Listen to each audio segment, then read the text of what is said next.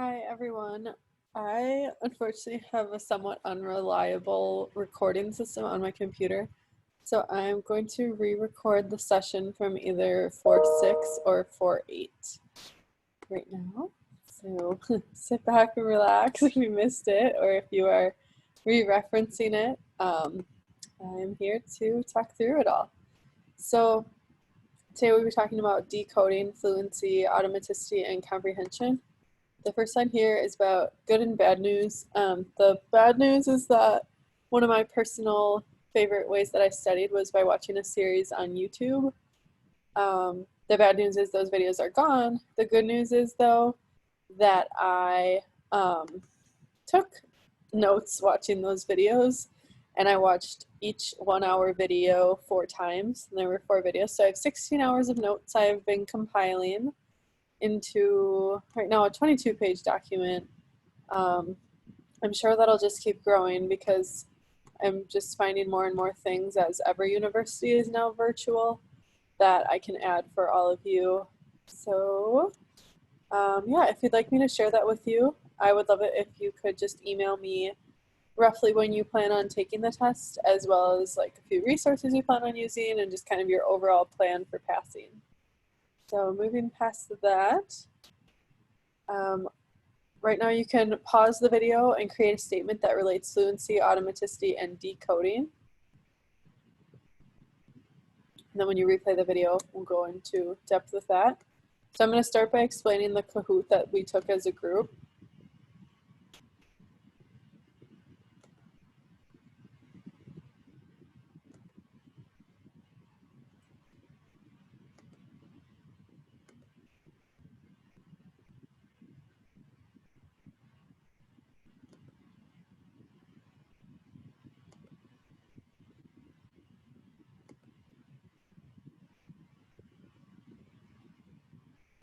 This is probably getting pretty loud here.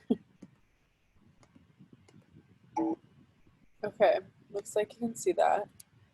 I'm going to take it myself so that you can see someone work through the answers.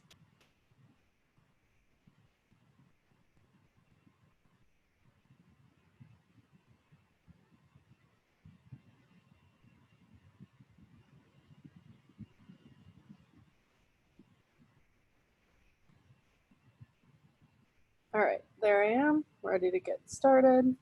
To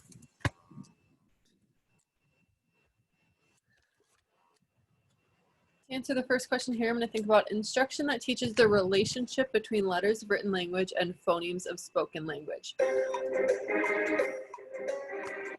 So that relationship there is a pretty broad term. So I'm going to be thinking about something that's an overarching concept, something that's not quite as specific, but still talks about writing and letters is phonics. Something that's a bit more specific to those actual letters is alphabetic principle. Something that really helps me is thinking about alphabetic principle as a tie to specific letters and letter patterns versus phonics being an overall study of letters, patterns, and things like that. Next, a group of 2 successive consonants whose phonetic value is a single sound, such as ch in much. So to me, when I say that ch sound in much, I'm only making one movement with my mouth. It's one sound. So when I say that whole word, ch, those 2 letters are coming together to make a new sound, which is what a consonant digraph is. Just the opposite there, we would have a consonant blend where we would outwardly hear both sounds. Using knowledge about the conventions of spelling, sound relationships, and knowledge about pronunciation of irregular words. So those are 2 concepts or products that are part of decoding. So those are 2 ways that students can figure out what a word means, which is the process of decoding. Comprehension is more about understanding, and fluency is more about the rate at which student reads. And if a student reads with fluency, they read with automaticity. So they wouldn't be figuring out irregular words or using knowledge of using conventions of spelling sound relationships, because if they're reading with fluency, they would already know the words. So that would be decoding. A complex vowel sound characterized by a continually moving tongue shape and changing sound quality. So where you can outwardly hear both sounds made is a vowel diphthong.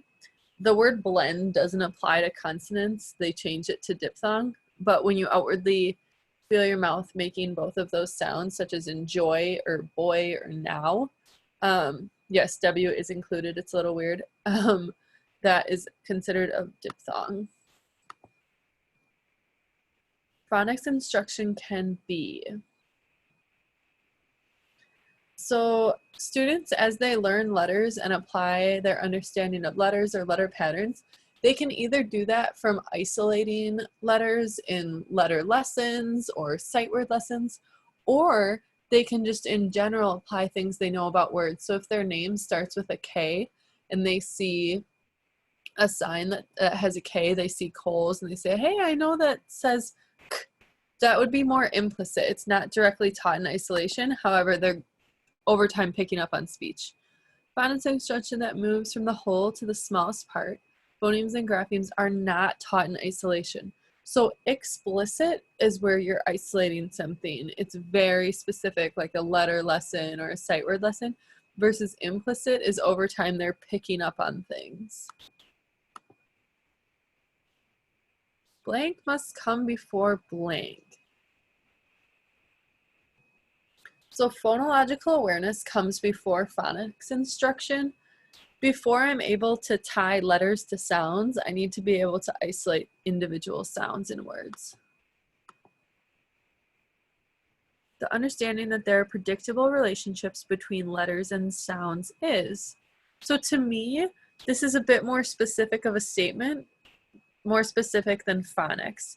So the understanding that there are predictable relationships between letters and sounds, that's a principle. Whereas phonics is a broader term. It's more about that study of letters and sounds and being able to apply letter patterns or being able to sound out CVCE words because you see an E at the end, versus the alphabetic principle is more so that understanding letters make sounds. Most frequently found words students need to know automatically. Those would be sight words. Sight words are high frequency. There are lists tied to certain grades for students. And they are words that they automatically know. They're not decoding them. The 5 components of reading are phonemic awareness, phonics, fluency, as well as vocabulary and comprehension. Backpack, driveway, and trash can are examples of compound words. So those are all words that mean something different when they're separated. Light bulb is another one, but when they come together, they have a new meaning. That is the term for a compound word. Cues from everything happening around the unknown word that can help a student figure out a word. Those would be considered context clues. The other options are examples of context clues.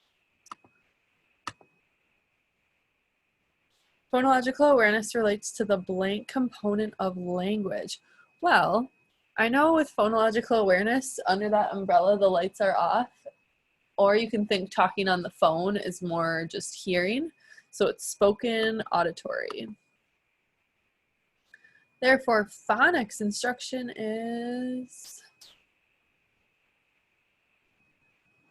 written and spoken. So we're tying the sounds now to letters. A test with high blank measures what it intends to measure. That is validity. And then a test with high blank produces consistent results. So a student could take the same test 2 days in a row and would get a similar score. Sorry, I thought it was on the right. It's high reliability. All right, see how I did, yay. Okay, going back to the presentation. I have to quick apologize again. My presentation mode loads very, very slow. So it's going to look a little obnoxious when you can see the slides off to the side, but we'll get through it. Hopefully there's some way that you can zoom in on this Zoom. So here's that related statement from the Yeager guide relating decoding and fluency. Basically what it says is the less time students spend figuring out words when they're trying to read, the more time they have to actually like think about what the words mean. So if a student is reading a sentence with like 7 words and they're pausing to figure out what each word says or even what half of the words say, they're probably, by the time they get to the end of the sentence, not remembering what the beginning of the sentence was. Make sure we can see this here. Okay, moving forward. And at any time as well, being a video, you can pause that if you missed something on there. So decoding is figuring out what the letters mean. They can use parts of the word that they know, sounds of the letters that they know in there. They can break it up into word parts that they know. The most tedious way to do this is to sound out each letter and put it all together. So that would be phoneme by phoneme. So for bad, it would be b, at. A little bit bigger chunks is literally chunking. So you're not taking every individual sound, but you're taking maybe parts that you know, such as FL and flower. It's a little bit bigger than phoneme by phoneme. Next, just again to reiterate what decode actually means is figuring out what a word says. So they do that using knowledge of letter-sound relationships to accurately read a word. So if they look at a word that they don't know, but it's S-M-A-L-L,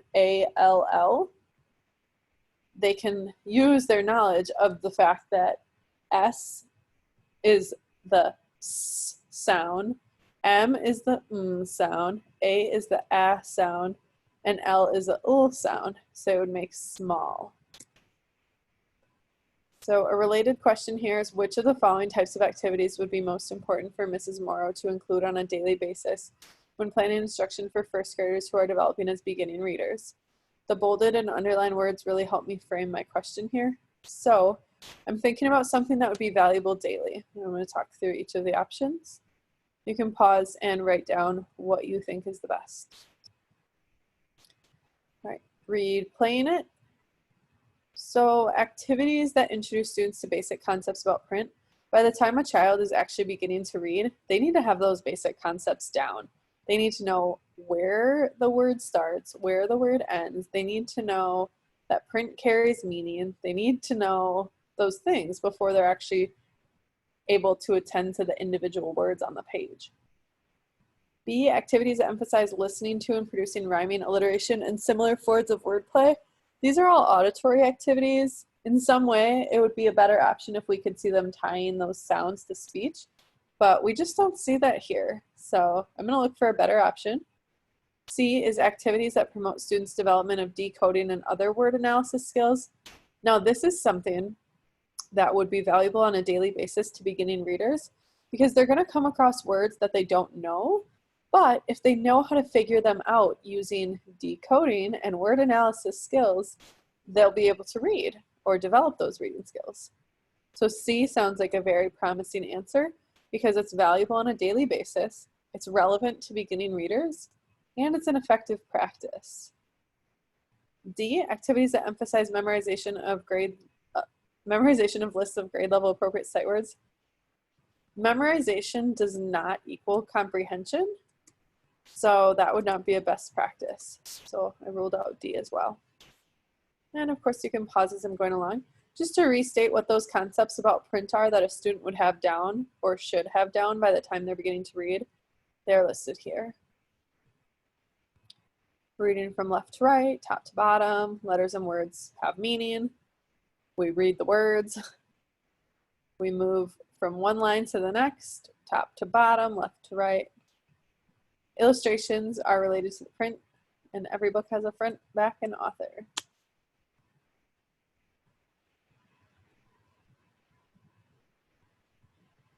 So phonics and other word analysis skills, such as learning common inflectional endings and the orthographic rules governing their addition to words, are critical skills that promote beginning readers' development of proficiency in decoding.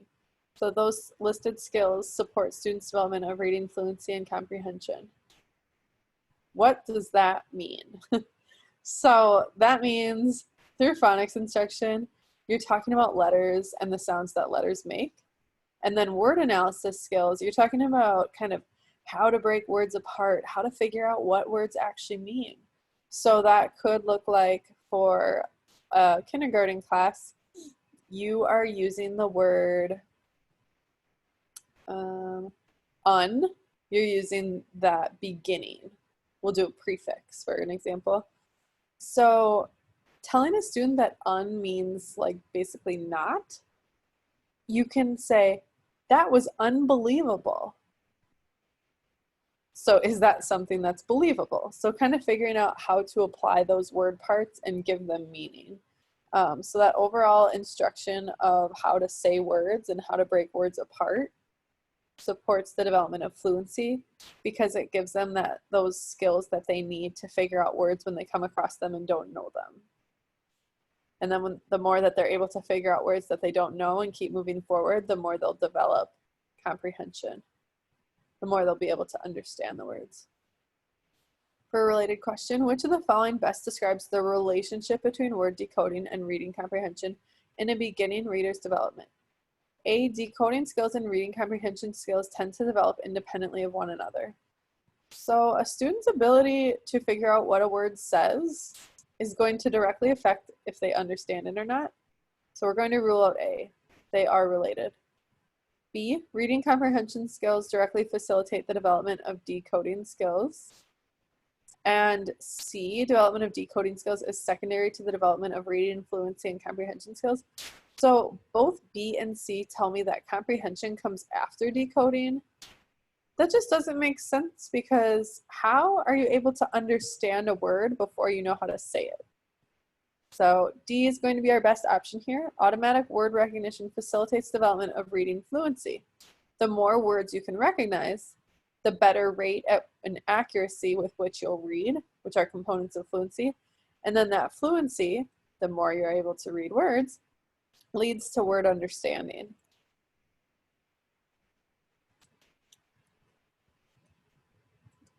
Of course, feel free to pause at any point.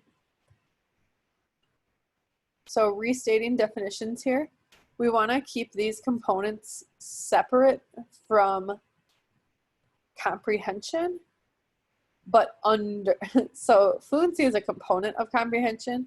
However, a student that reads with fluency, it doesn't mean that they comprehend what they read. So these fluency components are about accuracy, rate, and prosody.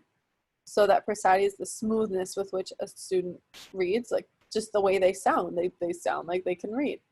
So I could read a sentence with fluency. I could say, I'm going to ice the birthday cake. And then I could go and draw a picture of a birthday cake, and I could draw ice cubes on top of it. So I read that sentence accurately. I read it at a decent rate. I sounded smooth. I didn't pause or make errors or anything like that. It had expression, like it didn't sound weird, but I didn't understand it. So that comprehension comes after fluency. So in order to build reading fluency, students need to be reading texts that are appropriate for them. It's not appropriate to put a 4th grade level text in a kindergartner's hand, because they won't have the skills to figure out those words. Those words won't be familiar to them. So we're going to talk about how to identify texts for students and what that kind of percentage looks like.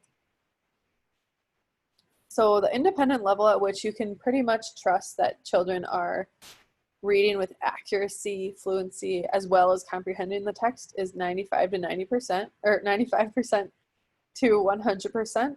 So pretty much over 9 out of every 10 words, they're getting right. They're reading a vast, vast majority of the book correctly. So if you had a book with 20 words, there's maybe 2 that they pause and figure out, or that they have to ask, but for the most part, they're taking away from the book what they're intended to. Instructional level, 94 to 90%. So this is where a student is developing, so they could be coming across more specific vocabulary or kind of broader concepts with bigger messages. So when you're incorporating text at the instructional level, There are forms of support, such as group reading, like as stated, also semantic maps or pre-teaching vocabulary, or group reading of passages, or keep close reading of passages, or underlining words.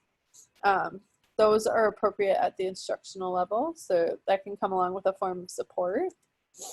Frustrational level are texts that students just basically shouldn't be interacting with. They literally are what they're called, frustrating. So a student's comprehension is going to fall apart at the point that they're figuring out so many words. So an average, say, second grader book has between 2 pages at least 10 words, and at least one out of all those 10 words, they have no idea what it means. On every page, their comprehension is going to hurt because of that. The students are most likely to be successful in their independent reading of a book if, so I'm going to work from the bottom up here. I'll let you look at the options, pause, what you think is the answer. And replay. D, I'm going to rule out the text primarily deals fictional rather than factual accounts of characters and or events, as well as B, the text does not include compound sentences joined by coordinating conjunctions such as and or but. So the content of the actual text that's being independently read by said person doesn't matter. The content is relevant to the person. A high schooler could have an independent level text that contains sentences, compound sentences, multisyllabic words. It's informational text about whatever. And then you could have a kindergartner with independent level text that has 3 words on a page. So the content of the text doesn't matter. We're talking about level, which is relevant to an individual. C, the students come from homes where silent reading is extensively modeled and encouraged. So that definitely doesn't hurt a student's literacy. However, based on the answer, we don't have any indication that the child themselves is actually even reading. So we're going to go with A there. The students can decode and understand the meaning of at least 95% of the words. It just makes sense. It's in the definition. It's our best option. A 5th grade class silently reads an informational text. In subsequent informal assessments, several students are able to read the text orally with fluency, but they demonstrate poor overall comprehension of the text. The teacher could most appropriately address these students' needs by adjusting future instruction in which of the following ways. So what I'm looking at is 5th graders who are likely talking about a specific subject, and they're reading an informational text. At some point, they were checked for understanding, and their understanding wasn't there. And I want to figure out a way that I can help the greatest amount of students. So for D, emphasizing skill building activities that focus primarily on narrative text, we're working here with an informational text. I'm ruling that out. B, providing students with explicit instruction in grade level test taking strategies. So I just don't want students to be testing well. I want them to understand what they're putting on the test. I want to see some type of comprehension improvement. So for A, using informational texts that are written at a student's independent level, I'm looking to help the greatest amount of students here. If I had a 5th graders and I adapted some type of informational text to their independent level, I wouldn't lose that key vocabulary. So you could think about a science class. I wouldn't lose the word nucleus, even if I adapted it to be at a student's independent level. And if they're reading at their independent level, they're probably like understanding it. So I'm looking to help the greatest amount of students, and I can do that through C, introducing a text key vocabulary and guiding the students in a close reading of key passages. Maybe not all students would need that. However, that's the best inclusive answer to help the greatest amount of students in that class. Here we say informational text introduce vocabulary words that are likely to be unfamiliar to many students in 5th grade. Informational texts may also include academic language structures with which students are unfamiliar. For students to be able to read and comprehend such a text independently, the teacher may need to model and provide students with practice and close reading of key passages of the text, as well as explicitly teach vocabulary prior to reading. A second grade teacher pairs students who are reading at approximately the same independent reading level for a partner reading activity. During the activity, the two partners sit side by side and take turns reading aloud from a shared text. Over a period of several days, the partners read a large number of independent texts together. This activity is best designed to promote students what? So if I'm thinking about a second grader reading independent level texts over and over, or a large number of them, I can already consider they're probably seeing a lot of the same words. So reading those words over and over again out loud as well as hearing them, what would that help? So D, awareness of new phonics elements. Students won't be encountering new word elements in texts that are at their independent level. Independent levels are about already knowing a lot of the words. So that is not good. C, development of comprehension skills and strategies. So we know nothing about the extent to which they're going back into the text and looking over it. So we're going to rule out C there. That's just, we don't know that they're, I mean, obviously over time, the more that they're looking at it, they're probably going to understand it, but we don't know for a fact. So there could be a better option there. Awareness of key aspects of prosodic reading. So that's that smoothness. So again, we know they're reading familiar text. We know they're at their independent level. However, we don't know for sure if they have that expression there, which is one of those components of prosodic reading. We don't know how they sound. So we know that they're reading with accuracy. And if it's at their independent rate, or if it's at their independent level, that they're able to decode a vast majority of the words, but we don't know the ways in which they're saying those words. So A is going to be our best option there, development of reading rate and automaticity. Continued exposure to similar words, which will be evident in independent level texts for said second graders, is going to improve that rate and automaticity. Their ability to recognize words, the more that they're exposed to them, will improve, and therefore the rate at which they can read will improve. So that prosody, again, is that overall smoothness of the reading. So that includes phrasing, expression, and intonation. Based on that example, I mean, those things probably will come over time, but A was a better option just because we don't actually know the way that they were saying the words. We just know that they were accurately reading them, given that it was at their independent level. And then automaticity review, so that's reading without effort or attention to decoding. It's words they know. So automaticity is definitely a component for fluent reading because fluency takes into account rate as well as accuracy. So if a student can't recognize words, the way they sound when they read is going to fall apart. If I were to read the first sentence with automaticity, I would say, reading without conscious effort or attention to decoding. If I were reading that without automaticity, it would sound like reading without conscious effort or attention to decoding. So at one point or another, I would have sounded out words that I didn't automatically recognize, and that would have made me not fluent because, as you could see, the rate at which I read fell apart, and the initial accuracy fell apart as well. So sight words are those words that are highly exposed to students. A lot of the lists are relative to grade levels. In kindergarten, of course, you're going to first teach words like and, is, are, we, his, but, go, then, things like that. Over time, students will have more and more sight words added to their vocabulary.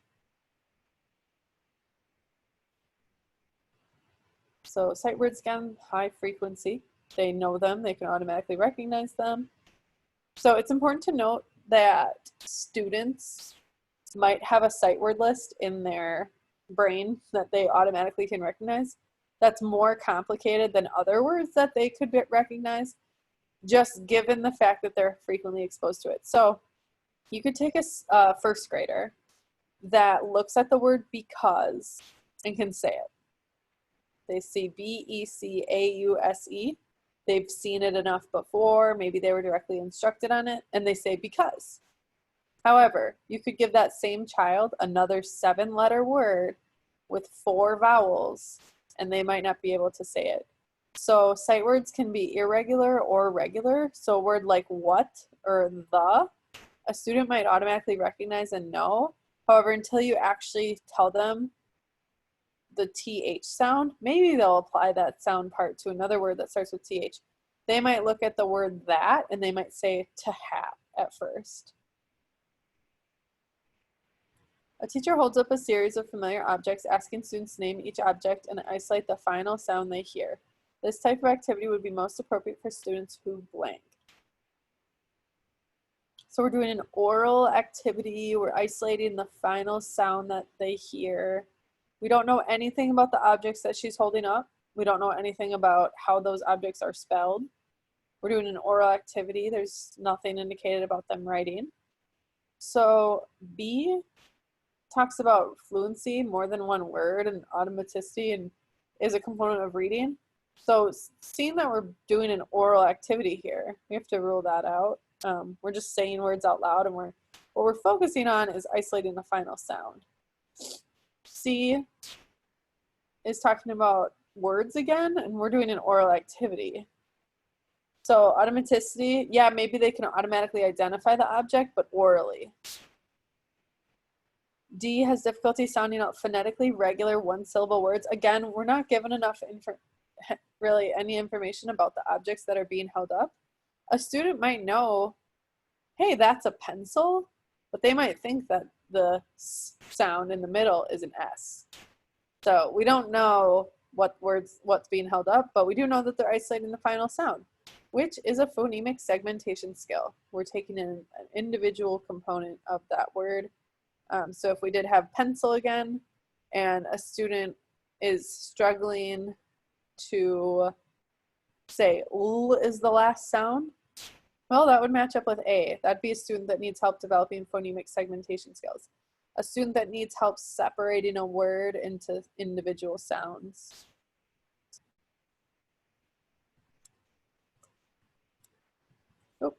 Awareness of print should also be familiar to students before they're actually like reading and decoding.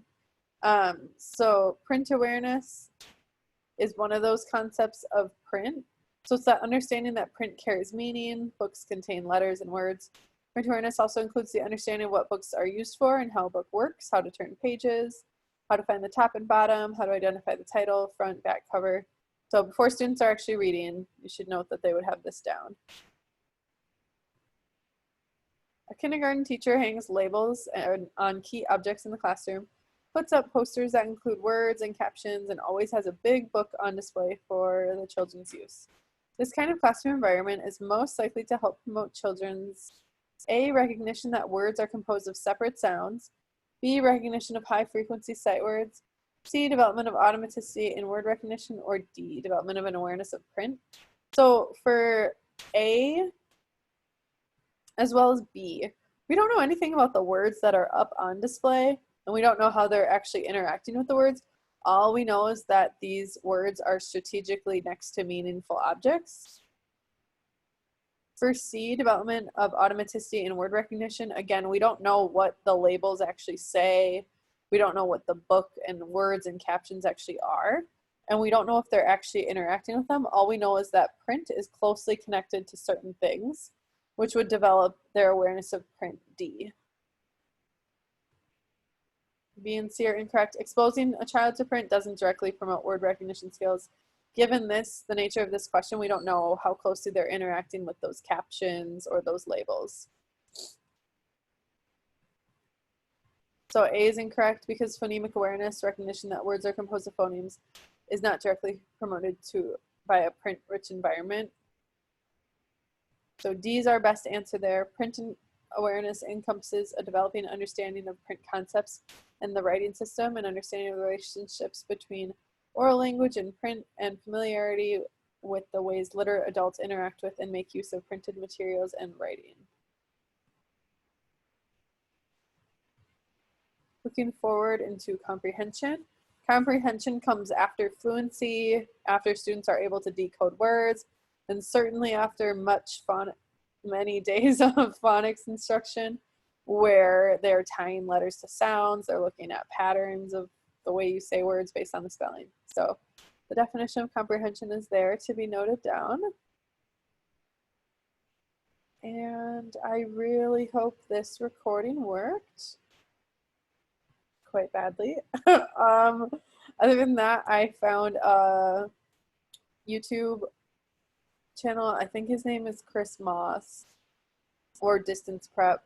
It was a useful page that I found. I don't know if this is sharing. Oh, yeah, it is. Okay. Chris Moss, it's like distanceprep.com. And he has specific videos.